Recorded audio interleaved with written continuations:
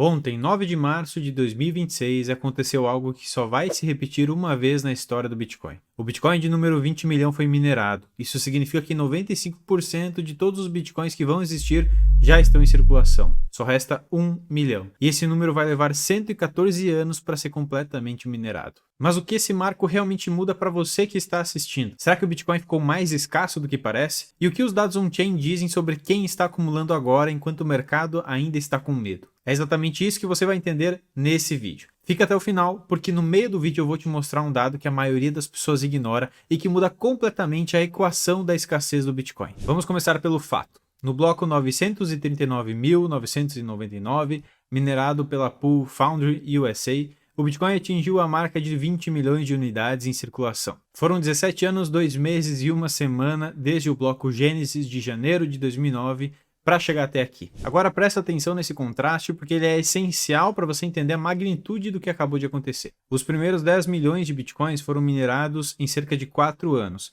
de 2009 a 2012. Os próximos 5 milhões levaram mais 4 anos, depois mais 2,5 milhões em outros 4 anos, e agora o último milhão vai levar 114 anos para ser minerado. O último Satoshi só vai ser minerado no ano 2140. Com isso, a inflação anualizada do Bitcoin já está abaixo de 1% ao ano. Isso é menor que a inflação do ouro, para você ter ideia. Ou seja, o Bitcoin já é, por definição, o dinheiro mais escasso da história da humanidade. E se você já acha que essa escassez é impressionante, espera até eu te mostrar o que acontece quando a gente desconta os Bitcoins que foram perdidos para sempre. Porque esse número muda completamente o cenário. De acordo com análises da Chain Analysis, da River Financial, que a gente já trouxe aqui no canal, e da Glassnode, estima-se que entre 3 a 4 milhões de Bitcoins estão permanentemente perdidos. Chaves privadas esquecidas, HDs jogados no lixo, carteiras de pessoas que faleceram sem deixar acesso e moedas, que você acabou enviando para um endereço que não era seu. Então pensa comigo, se existem 20 milhões de Bitcoins minerados e entre 3 e 4 milhões estão inacessíveis, a oferta efetiva real é algo entre 16 e 17 milhões de Bitcoins. Essa é a quantidade que realmente pode circular, ser negociada e ser usada. Mas na realidade não é bem assim e você vai entender. E tem mais, segundo um relatório recente da Fidelity Digital Assets, usando dados da Glassnode, mais de 566 bitcoins por dia estão envelhecendo e entrando na categoria de moedas que não se movem na blockchain há mais de 10 anos. Isso significa que a oferta utilizável está encolhendo a uma velocidade maior que a emissão de novos bitcoins. Satoshi Nakamoto, criador do Bitcoin, disse uma vez: moedas perdidas só tornam as moedas dos outros um pouco mais valiosas. Pense nisso como uma doação para todos. E é exatamente isso que está acontecendo. E esse gráfico aqui torna tudo ainda mais claro.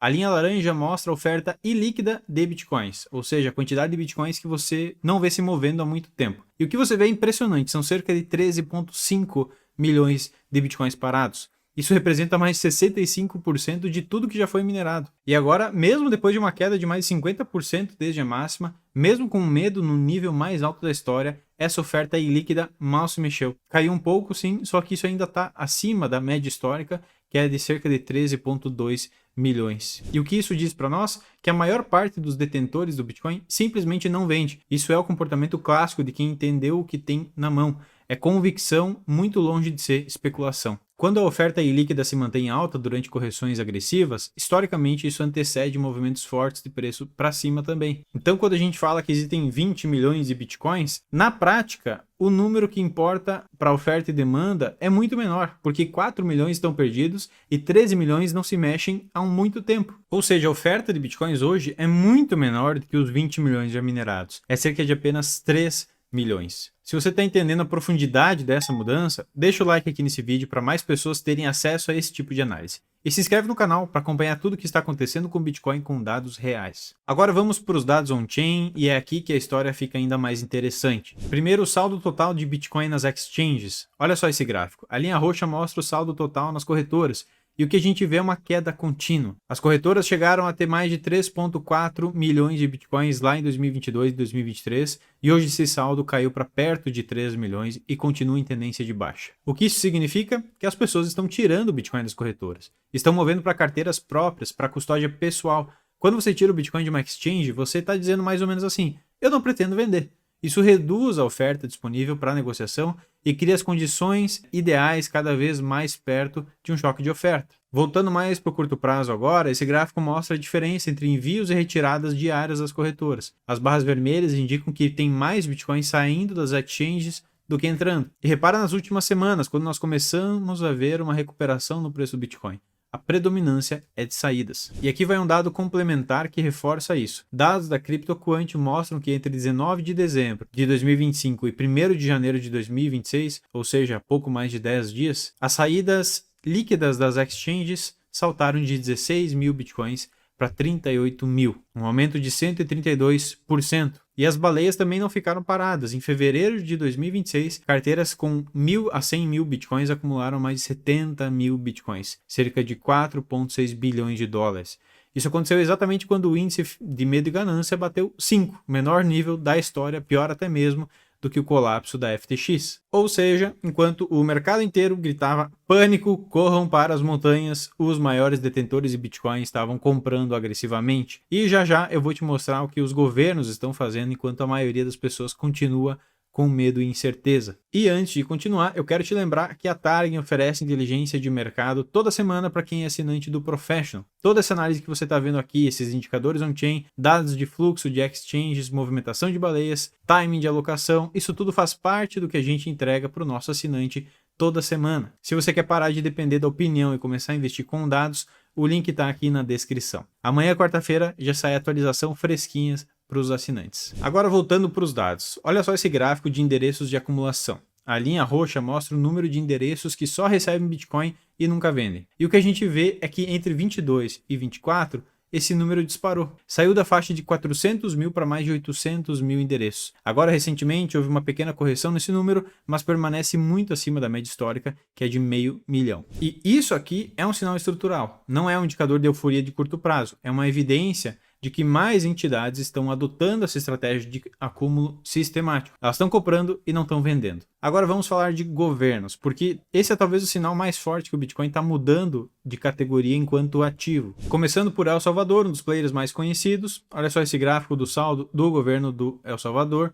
A linha mostra uma subida constante e o país já acumula mais de 7.580 Bitcoins nas suas reservas estratégicas, avaliados em mais de 500 milhões de dólares. E o mais importante, eles compram um Bitcoin por dia, todos os dias, sem parar, inclusive durante quedas, e em novembro eles compraram mais 1.000 Bitcoins no meio de todo aquele caos que estava acontecendo. Além disso, recentemente o Banco Central, na verdade, do El Salvador, comprou 50 milhões de dólares em ouro, mostrando que eles têm uma estratégia de reserva híbrida entre ativos tradicionais e digitais. O FMI, que antes criticava duramente o governo, está projetando agora um crescimento de 4% no PIB. E os Estados Unidos, onde é que está a maior economia do mundo em relação ao Bitcoin? Olha só esse gráfico. O saldo do governo americano em Bitcoin é o maior entre todos os governos do mundo, com 328 mil Bitcoins, mais ou menos, segundo dados públicos. Esses Bitcoins vieram de apreensões como os da Silk Road e da Bitfinex. E existe uma discussão ativa no Congresso sobre a legislação do mercado cripto. A Grayscale, no seu relatório de perspectivas para 2026, previu que a legislação bipartidária sobre a estrutura de mercado dos criptoativos deve se tornar lei ainda esse ano. O Morgan Stanley até pediu uma licença bancária para custodiar Bitcoin e outros ativos digitais. E não são só governos, os ETFs Spot de Bitcoin absorveram 1,4 bilhão de dólares em entradas líquidas apenas 5 dias no início desse mês de março. O Bank of America orientou mais de 15 mil consultores a recomendar Bitcoin para os seus clientes. Quando bancos, governos e fundos institucionais estão se posicionando assim tudo ao mesmo tempo, não é coincidência. E agora eu vou te mostrar o dado mais poderoso desse vídeo inteiro. Porque quando você junta tudo que a gente viu até aqui e coloca no contexto da riqueza global, o cenário fica realmente absurdo. Olha só esse gráfico, ele mostra a exposição total dos portfólios globais ao Bitcoin em percentual. E o número que aparece aqui é de parar para pensar. Hoje, apenas 0,9% da riqueza total do planeta está alocada em Bitcoin, ou seja, é menos de 1%. Estamos falando de um ativo que já tem mais de uma década e meia de história, que tem ETFs aprovados nas maiores bolsas do mundo, que governos estão acumulando como reserva estratégica, que bancos como Morgan Stanley querem custodiar, e mesmo assim, menos de 1% da riqueza global está posicionada nele. Agora faz um exercício muito simples aqui comigo. Se essa alocação sair de 0,94% para 5%, o que seria ainda modesto comparando a alocação nos portfólios que tem o ouro, por exemplo, o Bitcoin precisaria absorver algo como 9,4 trilhões de dólares mais ou menos. Hoje, o market cap, o valor de mercado do Bitcoin, está em torno de 1,3 trilhões de dólares. Para comportar mais 9 trilhões, o preço da unidade do Bitcoin